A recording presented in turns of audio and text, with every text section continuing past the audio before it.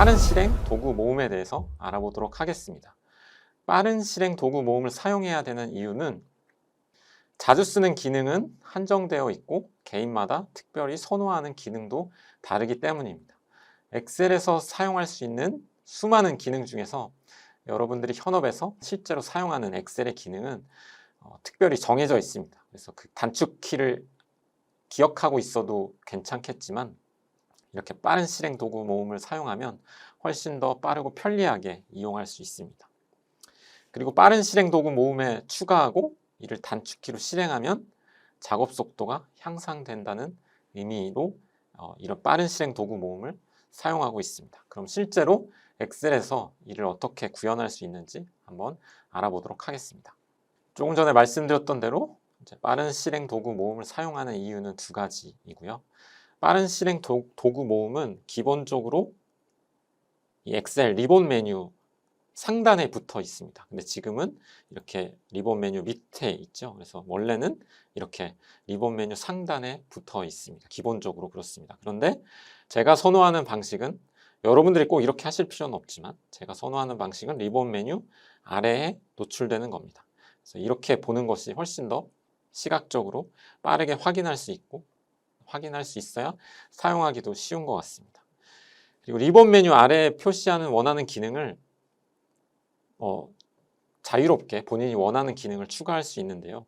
그 방법으로 이 리본 메뉴의 화살표를 클릭하게 되면 기타 명령을 선택하시면 됩니다. 그래서 기타 명령에서 많이 사용하는 명령에서 선택하셔도 되고 모든 명령 가운데 이제 확인을 하셔도 되는데요. 저는 이렇게 오른쪽에 보시는 것과 같이 미리 추가해 놨는데요. 제가 주로 사용하는 세 가지의 기능은 값을 붙여 넣는 기능하고 수식을 붙여 넣는 기능, 그리고 화면에 보이는 셀을 선택하는 세 가지 기능입니다. 그래서 만약에 본인이 원하는 기능을 이 모든 명령에서 선택을 해서 오른쪽으로 추가를 해주시면 됩니다. 그래서 값 붙여 넣기를 한번 찾아보면 가나나 순으로 되어 있기 때문에 값 붙여 넣기 선택해서 추가 버튼을 누르면 이미 추가되어 있기 때문에 방금 이미 추가되어 있다고 이제 알람 메시지가 나왔고요. 수식 붙여넣기도 찾아서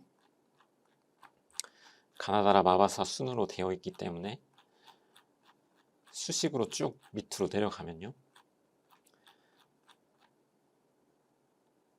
수식 붙여넣기가 있습니다. 또 추가 버튼을 누르면 되고 화면에 보이는 셀도 이와 동일하게 찾아서 선택한 다음 추가 버튼을 누르면 됩니다. 그 다음에 모두 선택을 했으면 확인 버튼을 눌러서 리본 메뉴에 실제로 추가가 되었는지 여러분들이 확인을 하실 수 있습니다. 값 붙여넣기, 수식 붙여넣기, 화면에 보이는 셀 선택, 이 세 가지 기능을 제가 빠른 실행 도구 모음에 추가했습니다.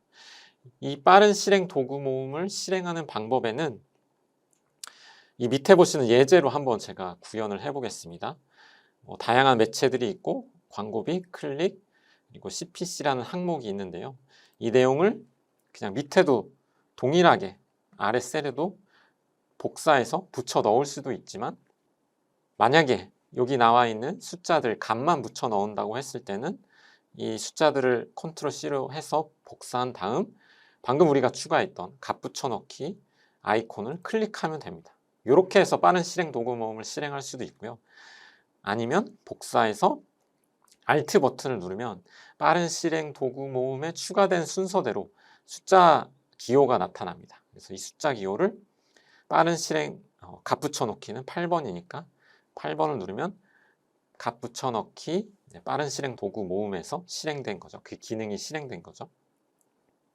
원리는 똑같습니다. 만약에 수식 붙여넣기를 하고 싶다. 그럼 지금 CPC는 광고비를 클릭으로 나눈 값이거든요. 그래서 이 수식을 밑에 있는 셀에 붙여넣고 싶다고 하면 Ctrl C, Ctrl V 해도 되지만 수식 붙여넣기 기능을 클릭하면 수식만 붙여 넣었습니다. 그 다음 복사해서 이번엔 아까와 같이 Alt 버튼을 눌러서 빠른 실행 도구 모음의 순서 추가된 순서 번호를 클릭해서 수식 붙여넣기만 실행할 수도 있습니다. 이렇게 빠른 실행 도구 모음에 어떻게 사용하는 메뉴를 추가하고 실행할 수 있는지 알아봤습니다. 다음은 참조에 대해서 알아볼 텐데요. 참조 방식을 이해하는데 약간 헷갈리실 수도 있습니다. 근데 한번 설명을 잘 들어보시고 여러분들이 실제로 엑셀에서 한번 구현을 해보시면 그렇게 어려운 내용은 아닙니다. 그러니까 수식을 작성하면서 다른 셀의 값을 참조하는 경우가 있습니다. 여러분들이 많이 알고 사용하시는 VLOOKUP 함수가 대표적인데요.